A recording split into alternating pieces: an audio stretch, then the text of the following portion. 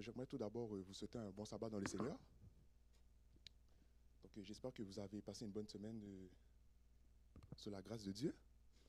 Et pour moi, c'est un plaisir de pouvoir être ici ce matin. Donc, avant de commencer, j'aimerais tout d'abord dire merci à tous ceux qui ont pu faire en sorte que le programme soit possible. Donc, les chants, merci. Et Samuel d'avoir joué à la guitare, mais je ne vais pas nommer les noms, les prénoms. Là. Et la technique aussi, merci.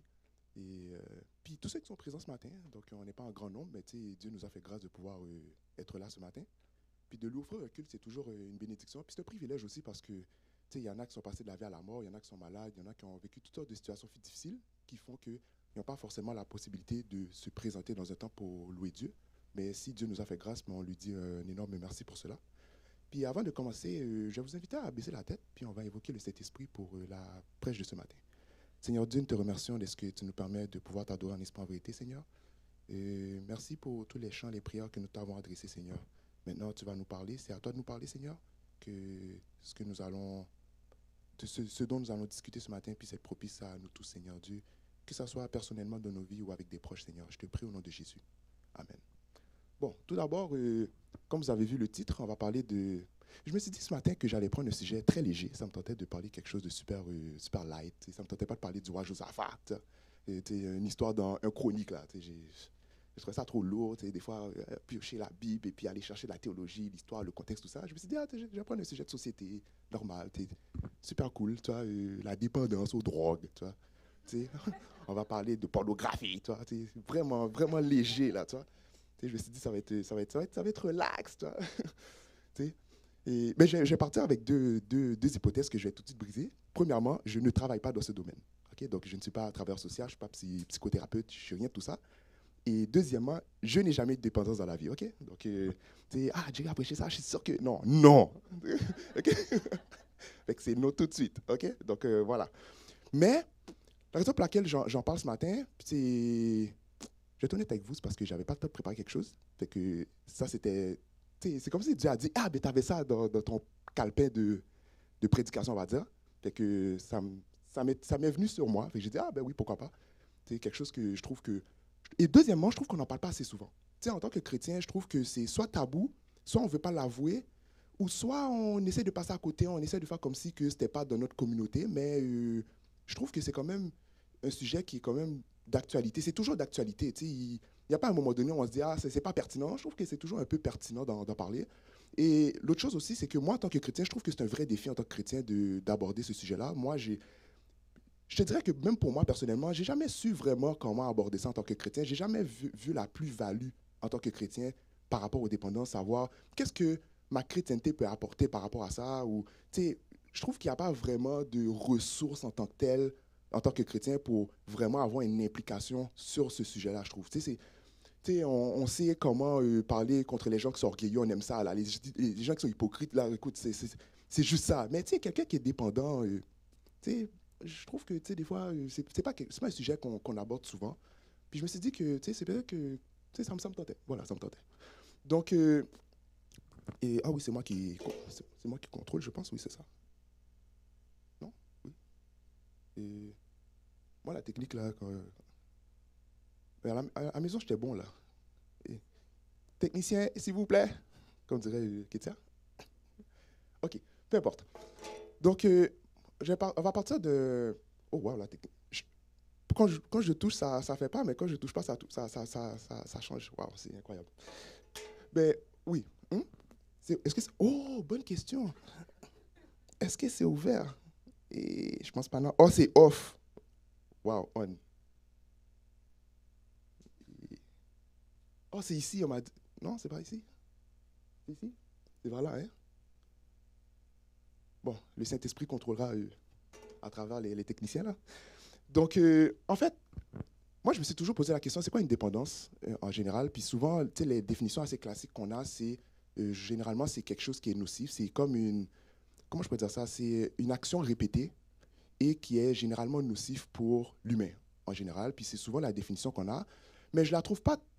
À chaque fois que j'ai cette définition-là, ça me convient pas vraiment. Je la trouve trop sommaire parce qu'il y a plusieurs choses que l'on peut faire qui sont des actions répétées et qui peuvent être considérées comme nocives. Par exemple, je ne sais pas moi, si vous consommez beaucoup de sel, je sais que dans les pays exotiques, là, quand on mange beaucoup de riz, tu vois, il y a beaucoup de sel, tu vois.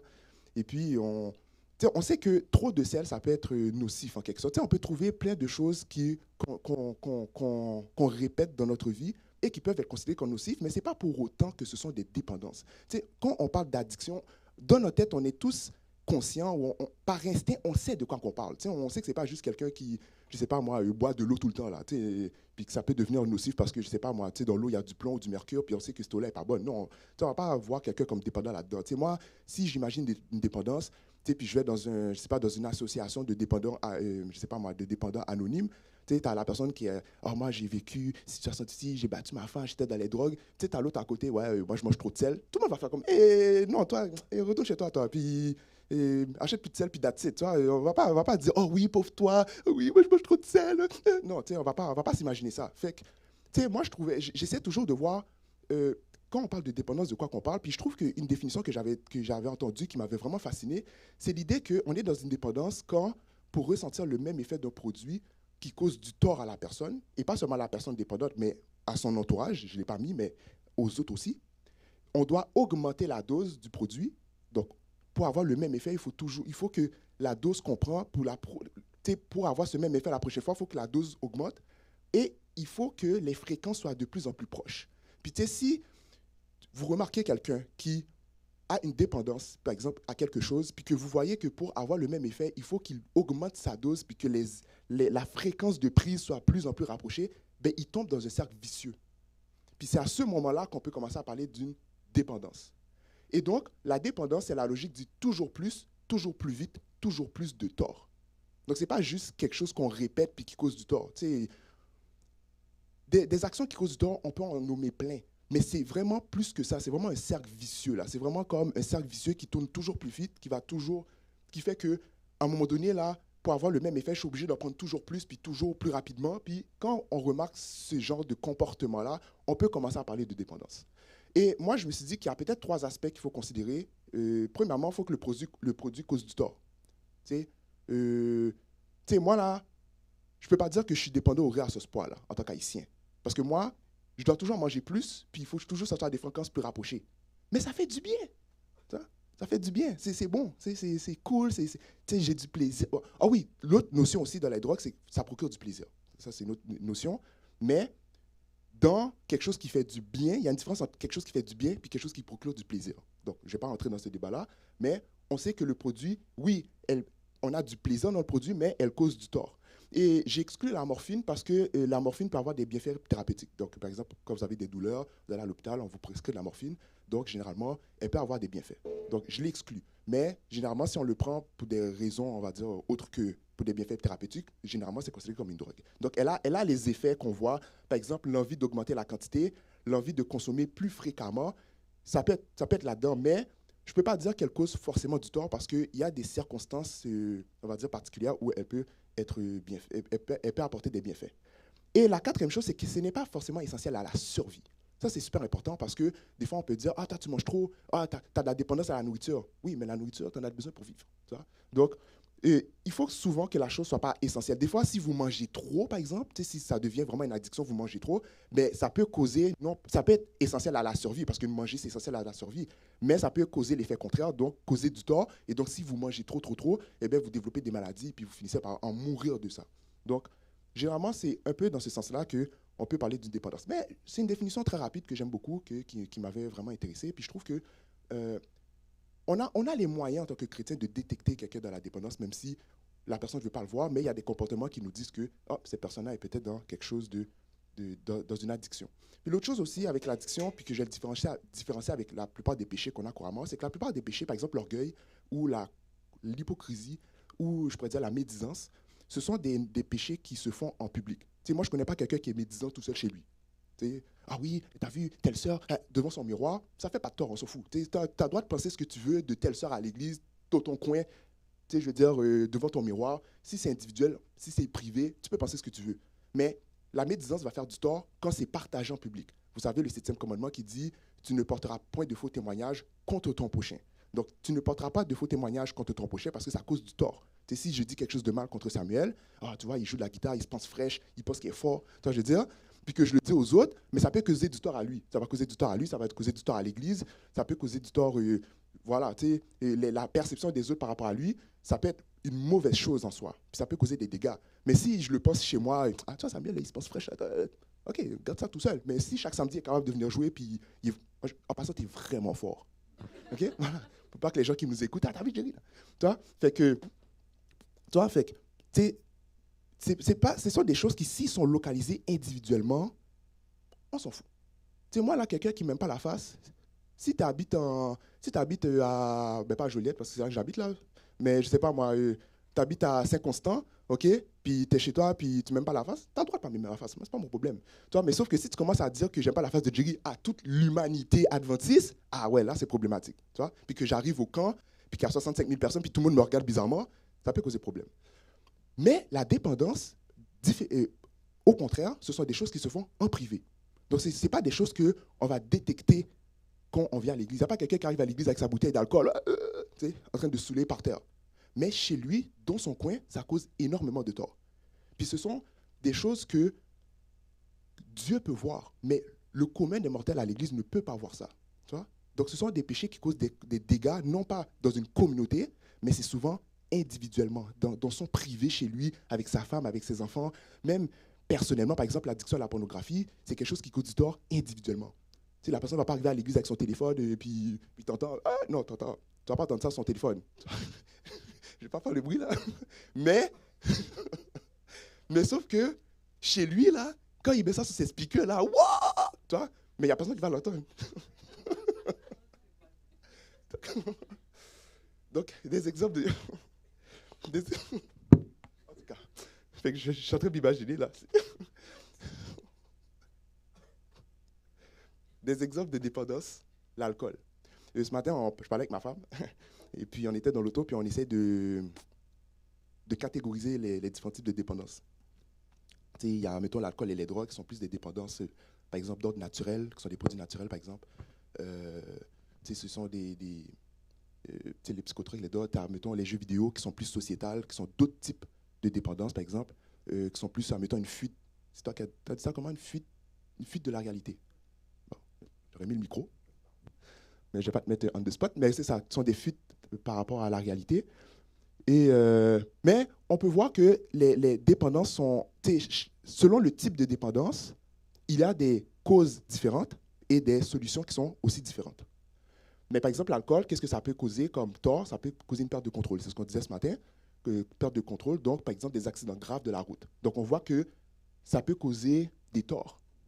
Donc homicide involontaire. Tu es accusé d'homicide involontaire. Pourquoi? Parce que tu as une addiction à l'alcool. Donc tu prends plus en plus, puis pour avoir le même effet d'être dans un état d'ébriété, ben, accident de la route. Donc, par exemple, les psychotropes, les drogues, ben, c'est des perturbations mentales et donc recours à la violence. Donc, souvent, tu vas avoir recours à la violence de manière spontanée et instinctive, par exemple. Le tabac, même chose, problème de santé, cancer de poumon. Entre parenthèses, moi, mon père est mort d'un cancer de poumon à cause du tabac, justement. Tu vois? Puis moi, j'étais tout petit, 7 ans, puis je voyais ça venir. Tu voyais qu'il était vraiment addict. Là. On le disait, non, c'est pas bon, fais pas ça. Mais il ne pouvait rien y faire parce que vraiment, c'est pas seulement une question psychologique, mais c'est même naturel, c'est mental. Des fois, la cause, par exemple, ça peut être génétique. Par exemple, le tabac, c'est génétique. L'alcool, ça peut être une question de, je sais pas, ça peut être ta vie personnelle. Quand tu étais petite, je sais pas, tu as été battu par ton père, violé par ton père, ou je sais pas, quoi que ce soit, puis ta mère, elle cautionnait ça. Et puis, à un moment donné, tu finis par vouloir aller dans un autre monde, et puis tu finis par tomber dans l'alcool, ou dans les drogues, par exemple. Fait que souvent, ça peut être l'histoire de la personne individuellement qui fait qu'il tombe dans une dépendance. Mais ça peut être aussi génétique, par exemple. Mais ça peut être aussi la société. Par exemple, les jeux vidéo, ben, il n'y avait pas d'addiction aux jeux vidéo en 1825. Eux autres, là, quand ils jouaient comment s'appelle le jeu, là, Call of Duty, là, mais eux, c'était en direct. C'était le moment en Allemagne, là, puis brrr, c'est ça. Mais ça, c'était une addiction société. Pas de société, mais politique. Mais aujourd'hui, c'est à travers les jeux vidéo. Call of Duty, là, tu as les petits enfants, mais c'est ça. Ça peut être la société aussi qui impose ce genre d'addiction. Et puis, on va avancer les slides, s'il vous plaît. Hein, ça a avancé? Oh, gloire à Dieu. Waouh, magnifique ça. Wouch. Oh, c'est juste que ça prend un petit délai, c'est ça? Oh, ça, c'est la conclusion, ça. La conclusion, c'est que Dieu vous bénisse. Non, c'est vrai. Donc, en arrière. OK, voilà, les jeux d'argent. Par exemple, les jeux d'argent, on en parlait ce matin, qui est un type très particulier de dépendance, mais ça peut causer beaucoup de tort parce que ça augmente vos dettes. Et donc, pour des problèmes financiers, ça peut causer des torts à la famille des gens. Tu sais, le gars, il veut gagner 18 millions de dollars, ce qui est mon cas d'ailleurs, j'aimerais ça gagner 18 millions, mais moi, je ne joue pas. Vous voyez? Mais, par exemple, ça peut augmenter vos dettes. Donc, à force de toujours mettre dans ça, eh bien, vous causez des problèmes. Tu sais, votre petite fille a besoin d'avoir un petit cours de ballet ou de danse. Puis là, tu es comme, ah non, je ne peux pas te donner ça. Tu sais, ah, j'ai pas d'argent. Non, mais c'est parce que tu as mis trop d'argent dans la loterie, par exemple. Fait qu'on en devient extrêmement dépendant. Et la nourriture, tu sais, on parlait des fast-foods, les produits sucrés, mais ça peut causer des perturbations physiques, obésité, hypertension, etc. Donc, même chose pour les cyberdépendances, réseaux sociaux, pornographie. Ah oui, réseaux sociaux, on disait que c'est un type très particulier de dépendance. Parce que, généralement, on est tous d'accord pour dire que quelque chose qui peut être dépendant, la chose en soi peut être bonne. Tu sais, les réseaux sociaux, on peut bien les utiliser, ça peut être efficace, elle peut avoir une utilité. Même chose pour... non. Mais ça peut avoir des bienfaits, par exemple. Mais si on le dose mal, puis si on l'utilise mal, ça peut devenir quelque chose de nocif. Par exemple, ça peut créer des troubles psychologiques, donc détresse face aux illusions du bonheur. Par exemple, si vous êtes tout le temps sur Instagram, si vous êtes tout le temps sur TikTok, puis que vous voyez, on va dire, je sais pas moi, des gars qui sont tout le temps musclés à n'en plus finir, et puis tu sais pas comment il est devenu comme ça, puis toi, tu penses que, ah oui, il est tellement beau, tellement gros, etc. Puis toi, tu te regardes dans le miroir, puis tu te trouves toujours pas à la hauteur. Même chose pour les femmes, même chose. On voit des Kim Kardashian à n'en plus finir, okay? Et puis on pense que, oh my God, je suis jamais comme elle, puis tu finis par tomber dans une illusion où tu crois que tu vas finir par la voir, mais tu vois que c'est inaccessible. Parce qu'eux, ils te le montrent en 1 minute comment qu'elles sont, mais ils ne t'expliquent pas tout le processus que ça a pris pour en arriver là. Les chirurgies plastiques, des fois, c'est des millions de dollars, peut-être pas des millions, des milliers de dollars que ça leur prenne pour avoir le corps ou pour avoir le mode de vie. Des fois, tu as des jeunes garçons, ah oui, moi, je voyage en Grèce, en Italie, il voyage partout, il est partout, lui. Il fait que des posts, des vlogs à n'en plus finir, mais tu ne sais pas dans quoi qu'il est individuellement. Peut-être qu'au bout du compte, le gars est dans une détresse à n'en plus finir, peut-être qu'il vit des situations très difficiles, et puis tu ne sais pas comment il a fait son argent aussi. Après ça, 1 an plus tard, tu te rends compte que il a été emprisonné. Ah, il était dans les drogues. Oh, ou bien il était dans des trafics à n'en plus finir. Oui. Mhm.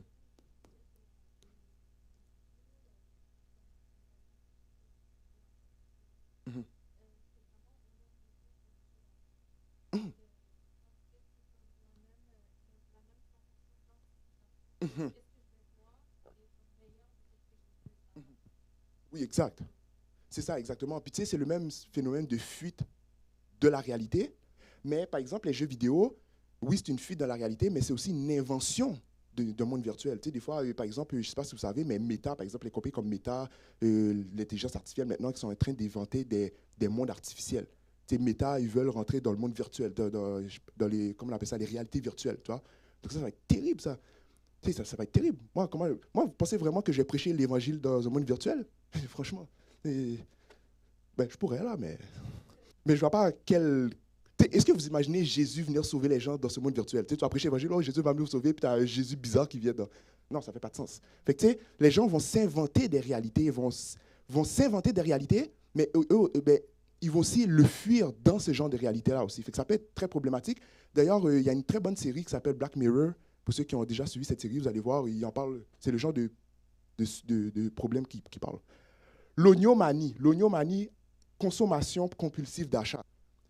Ceux qui veulent tout le temps acheter, là, non plus, ils ont toutes les applications d'achat en ligne, là, puis ils achètent tout le temps, tout le temps, tout le temps, tout le temps, tout le temps, tout le temps. Mais même chose que les jeux d'argent. Le jeu d'argent, lui, il veut gagner de l'argent, mais il finit par s'endetter. Ici, c'est le contraire, c'est pas qu'il veut de l'argent, c'est qu'il en dépense tout le temps, même quand il n'y en a pas. T'sais. Donc, consommation d'achat, problème financier, augmentation de dette. Donc, ça nous met dans des torts, dans des problèmes que... Et ça, ce sont des choses qui peuvent exister dans notre monde chrétien. Donc, ce n'est pas quelque chose qui est... comment je peux dire ça? C'est pas, on n'est pas forcément... Notre communauté n'est pas forcément immunisée comme ça. Dans les religions, il y en a vraiment beaucoup de ce genre de problèmes-là. Donc ça, ce sont des exemples que l'on a. Donc moi, c'est quelque chose que je trouve vraiment fascinant. Moi, ça m'intéresse tout le temps d'être dans ce genre de... Oh, si. Voilà. Bon, rapidement, puis après ça, on va passer aux questions ou bien aux commentaires. C'est quoi les solutions? Tu sais, ce matin, on parlait des solutions. Il y en a plusieurs. Premièrement, ne pas faire confiance à sa propre volonté. Souvent, on pense qu'on est capable de s'en sortir par nous-mêmes. Tu sais, Le gars, tu vois, le gars, il est sous, là. Puis il est comme, non, ça va, je suis correct, t'inquiète, je suis conscient de ça, il n'y a pas de problème, t'inquiète, tu vas voir, demain, là, c'est fini. Mais demain, il m'appelle pour aller acheter sa grosse caisse de bière, là, au dépanneur. T'es comme, mais tu m'as dit que c'était fini. Là, tu m'envoies, non, c'est pas fini, toi. Donc, des fois, on pense que notre propre volonté suffit pour s'écarter de ça. Mais la Bible nous dit, je suis le cep, vous êtes les sarments, celui qui demeure en moi et en qui je demeure porte beaucoup de fruits, car sans moi, vous ne pouvez rien faire.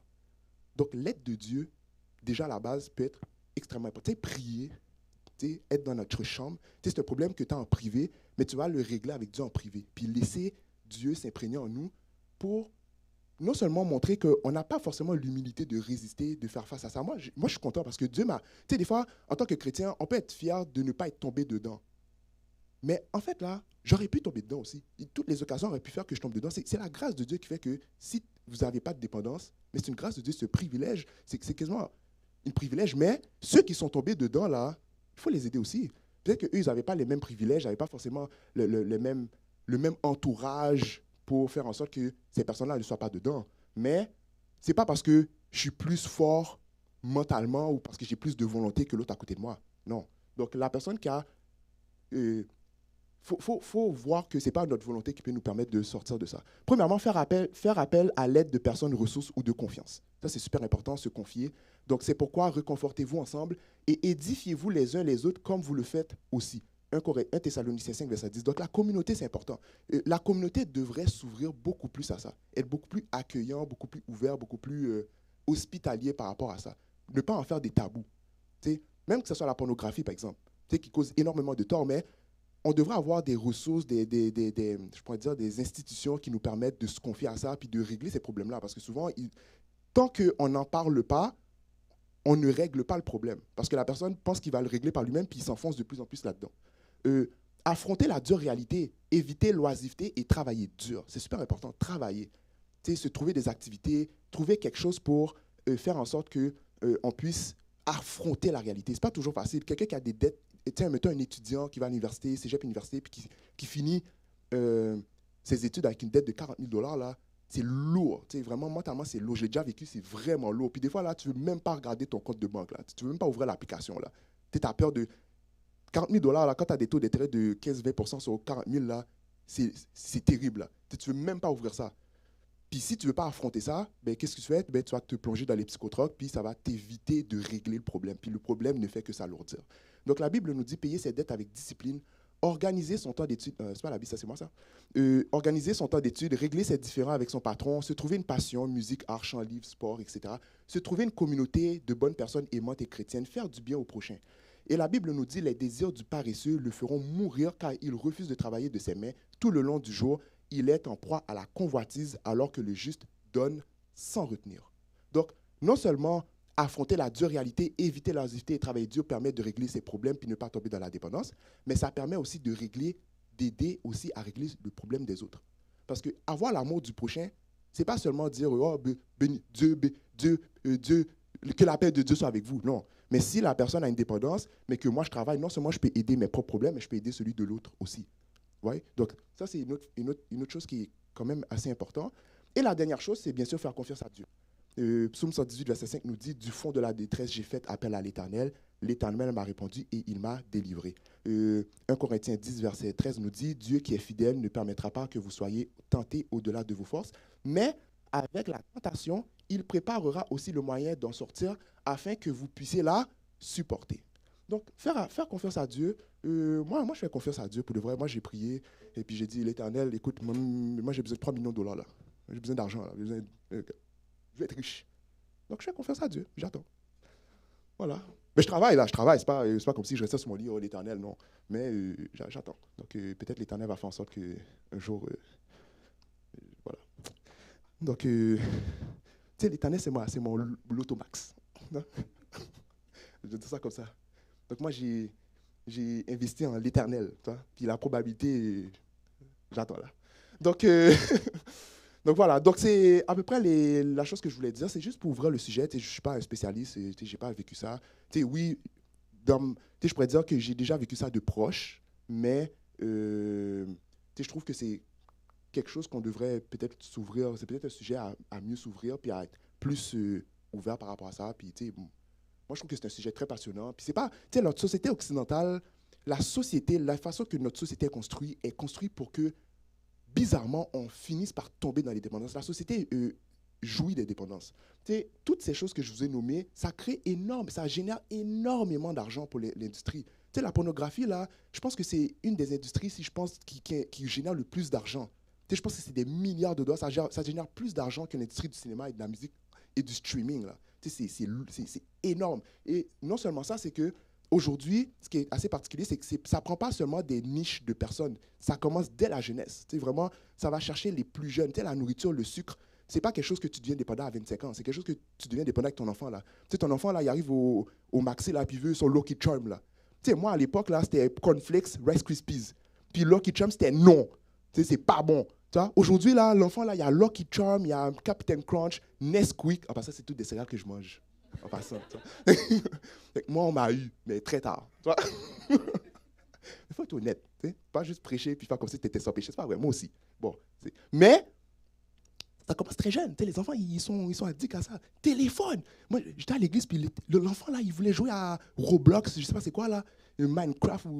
Puis j'ai dit, non, mais je peux pas, faut que tu écoutes l'histoire de Moïse.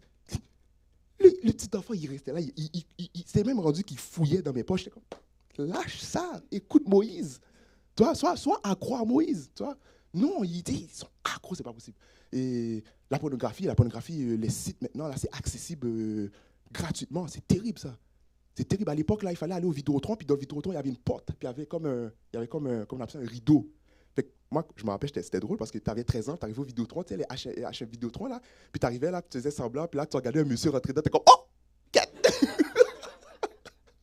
Comme, wouch! Puis là, tu disais, imagine-toi que c'était un frère d'église. Wow! Ça n'aurait pas été de la médisance parce que c'est vrai, j'étais spot. Ça? C'était tellement drôle de te regarder, puis c'était ça à l'époque.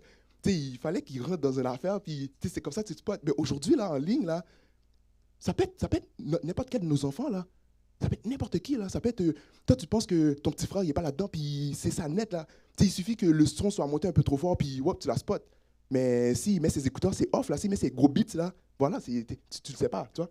Donc, c'est ça. Donc, c'est ce que je voulais parler avec vous ce matin. Donc, la société nous invite à ça, puis il faut travailler fort contre la société pour ne pas tomber dans ça. Donc, Dieu nous donne dans la parole de Dieu toutes sortes de principes, de valeurs, de modes de vie pour nous prévenir contre ça. Donc, je ne sais pas si vous avez... Donc, je vais m'arrêter là pour ce matin. Est-ce que vous avez des commentaires, questions, interventions, ou peut-être c'est trop clair, je ne sais pas. Donc, oui, que le Seigneur vous bénisse et cultivez plutôt une bonne relation de dépendance à Dieu. Je vais terminer là-dessus, rapidement, une minute. Karl Marx parlait de la religion comme l'opium du peuple. Je termine là-dessus parce que je trouvais ça... Moi, c'est comme ça que ça m'avait inspiré ce sujet-là. Parce que en philosophie, on considère la religion comme une drogue. Je suis d'accord et pas d'accord en même temps. La façon qu'il l'explique, je ne suis pas d'accord. Il expliquait que voilà, la société permettait aux plus démunis, aux plus pauvres de la société d'avoir des religions parce que ça les dispensait de réagir socialement. Donc, par exemple, si tu étais prolétaire, si tu étais dans la classe pauvre, donc à ce moment-là, tu n'allais pas te révolter socialement, tu n'allais pas te syndicaliser parce que chaque dimanche, tu avais une religion qui te disait oh, ça va mieux aller ailleurs.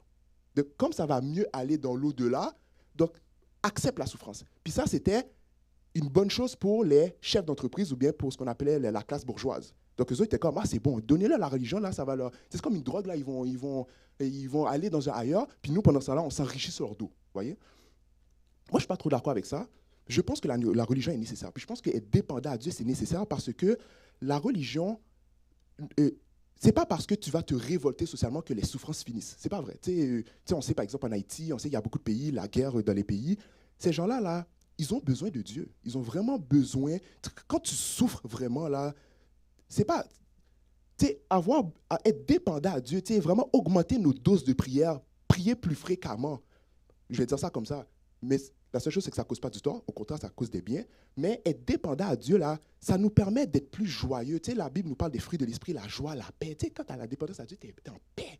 Tu as la joie. Quand tu lis la Bible et tu mets ses principes en valeur, tu respectes ta femme. C'est bien ça. Quand tu n'as pas de dépendance au jeu, là, oh chérie, on va faire nos finances ensemble, on va faire telle affaire. Quand tu n'as pas d'addiction à la consommation, puis tu es capable de te réjouir de ce que tu as, comme Paul dit, si j'ai la nourriture, le vêtement, cela me suffit. Ce sont des bons principes. Donc, Dieu nous demande d'être dépendants à lui pour nous éviter d'être dépendants aux autres choses. Parce qu'en tant qu'être humain, on a tous besoin d'être dépendants de quelque chose. Tu sais, on ne peut pas être absolument autonome et absolument indépendant. Ce n'est pas possible. Donc, l'attachement à Dieu est une manière de nous éviter de nous attacher à ces choses qui sont nocives et que la société profite sur notre dos. Donc, c'est ce que j'avais à dire. Est-ce que vous avez des questions, commentaires, non? Oui? Andrea?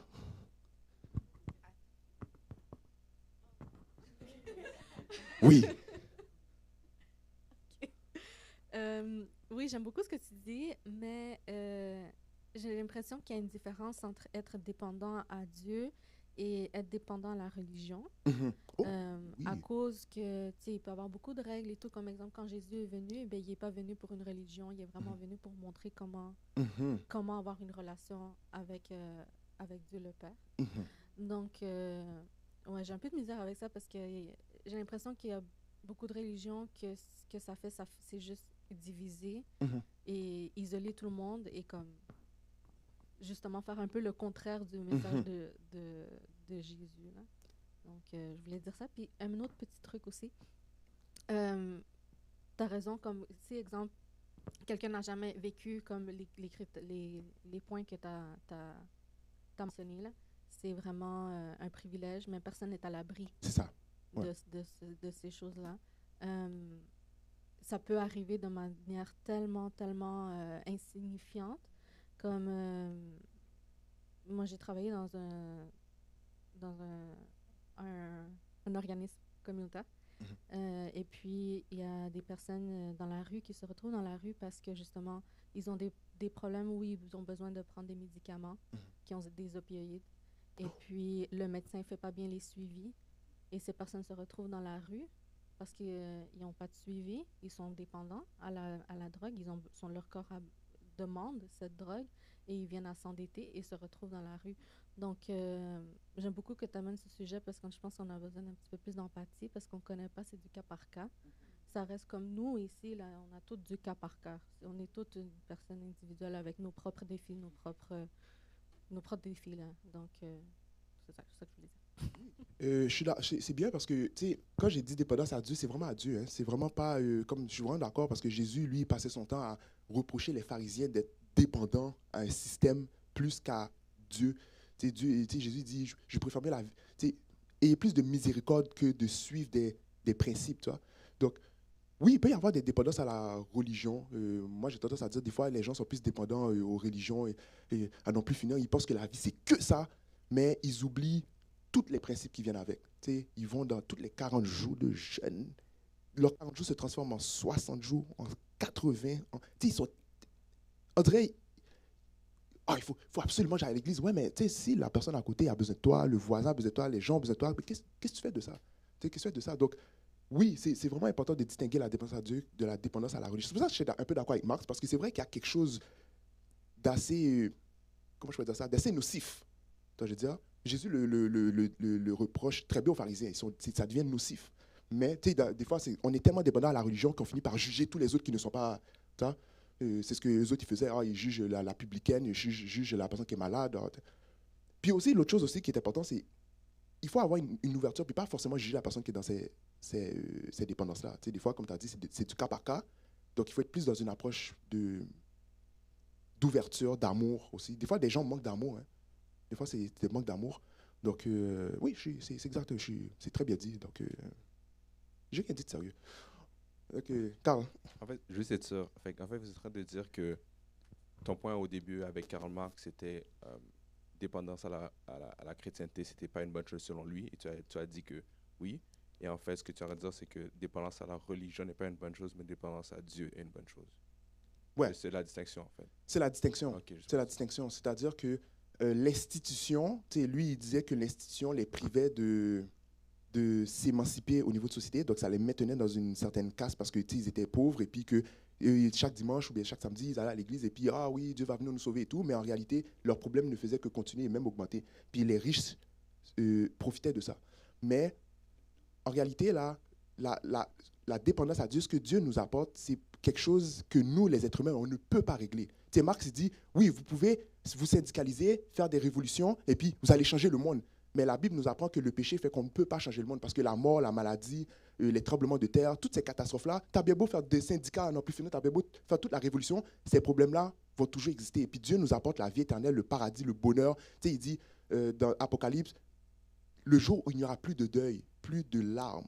Tu sais, ça, là, c'est quelque chose que tu ne peux pas te révolter, tu ne peux pas te syndicaliser contre ces choses-là. La maladie, là, la souffrance, là, je ne sais pas, tu sais, moi je ne suis pas une femme, mais tu sais, les femmes, là, quand vous vivez des douleurs, là, tu sais, la Bible parle des douleurs de l'enfantement, là, tu sais, tu sais, il y a des femmes, là, qui vont pousser un enfant, mais elles sont sur le point de mourir, là, tu sais, elles risquent leur vie pour ça.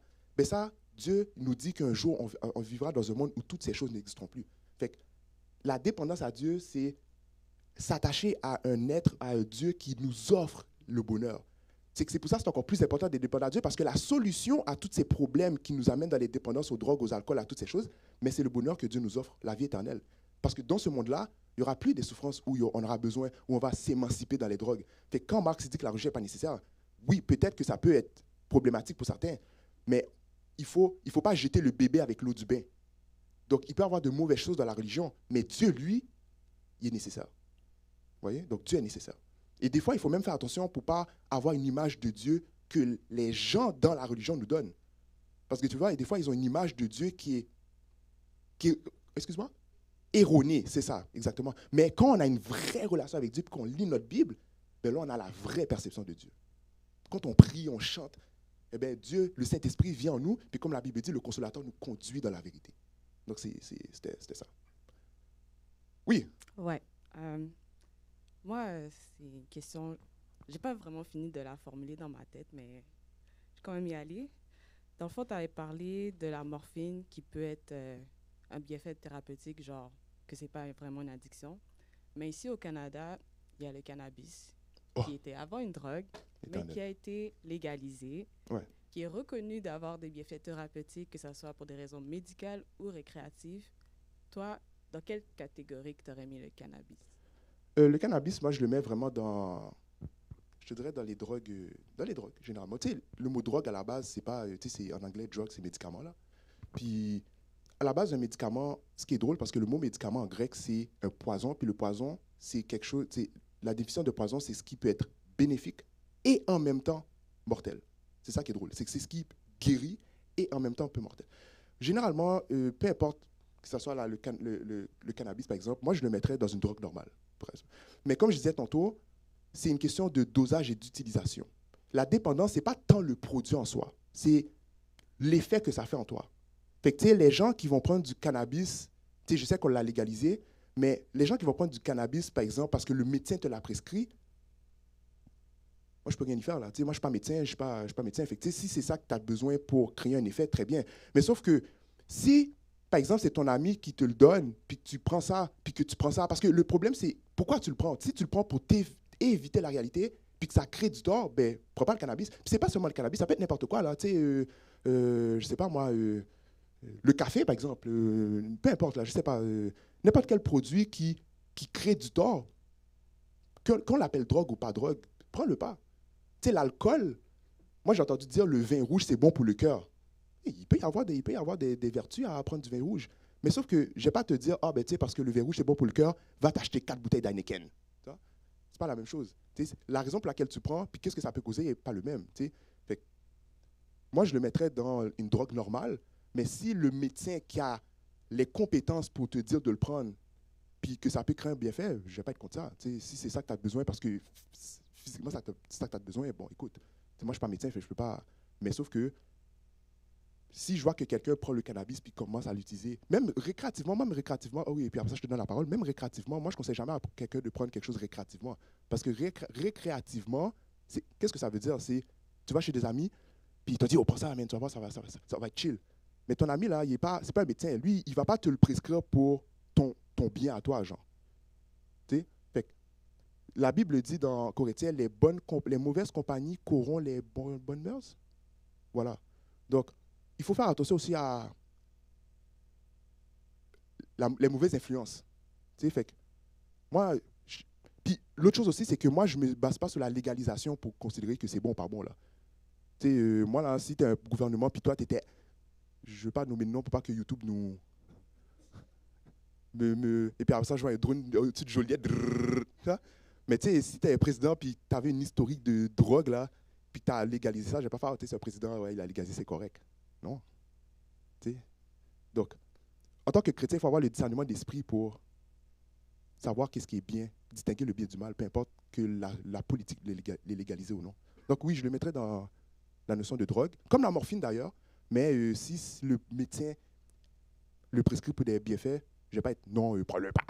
Ben, je vais dire non, prends-le pas, Jésus va te guérir, mais écoute. Mais je ne suis pas drastique comme ça, là, c'est ce que je voulais dire. Oui. Une dernière question. Oui. Ben, c'est pas une question, c'est juste pour dire que le cannabis a deux composantes. La composante qui te rend high et il y a la composante qui est comme plus le côté calmant, que lui, il te rend pas high. Donc, c'est vraiment comme juste pour amener une nuance. Donc, si le médecin te prescrit quelque chose qui a du cannabis à l'intérieur, mais ça va pas être la composante qui te rend high, parce que c'est pas ça le but d'un médecin, là, de te droguer, là, tu vois. Donc, c'est juste pour amener ces petites nuances-là. Ouais, c'est vrai, c'est très important. Puis j'ai terminé là-dessus. Puis il faut faire attention à l'industrie aussi des médicaments, là, les Big Pharma, ces genres d'industries-là. Ils ont tendance à rendre nos enfants très accros. Pour être honnête avec vous, là, moi, les petits garçons qui sont toujours, comment on appelle ça, qui sont toujours prescrits au Ritalin ou bien au Prozac, là, moi, je trouve que c'est terrible parce que j'avais écouté un documentaire sur Netflix qui expliquait qu'il y avait un gars qui était devenu extrêmement dépendant aux drogues parce que pour qu'il se concentre, il avait absolument besoin d'augmenter les doses puis de rapprocher les fréquences. Oui, ça l'aidait à se concentrer, mais à la fin, mentalement, individuellement, il y avait des idées suicidaires, il y avait plein de choses qui venaient avec ça. Donc, un bon coup de ceinturon, là, quand on a fait des désordre, là, moi, là, ma maman m'a donné ça. Là, écoute, aujourd'hui, là, vous voyez comment je suis calme derrière mon lutrin. Donc, ça, des fois, l'éducation, là, c'est... Écoute, on va couper ça. Mais tout ça pour dire que,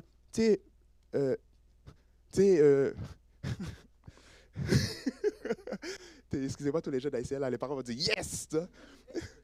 Mais tout ça pour dire qu'il faut faire attention. Des fois, c'est pas la personne. Des fois, il y a beaucoup de personnes qui sont dépendantes, mais ce n'est pas de leur faute. C'est l'industrie qui les a poussés dans ça, qui les a matraqués dans ça aussi. Donc c'est ça aussi. Donc, merci beaucoup pour toutes vos interventions, de m'avoir écouté avec passion, on va dire.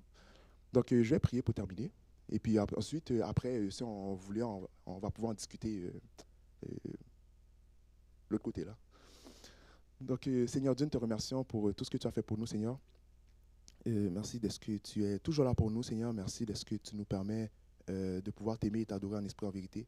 Seigneur, dans ta parole, tu nous demandes, Seigneur Dieu, de résister à toutes ces choses, Seigneur Dieu, qui nous mettent dans des situations difficiles, dans des situations où on risque de te faire du mal à toi aussi, Seigneur, parce que on a dit que les drogues et toutes les dépendances, c'est nocif pour nous et pour les autres, mais c'est aussi nocif contre toi aussi, parce que des fois, on commet des actes qui ne sont pas propices à te rendre gloire. Tu nous as dit, Seigneur, que tout ce que nous faisons, que nous mangeons, que nous buvions, que tout soit fait pour ta gloire, Seigneur.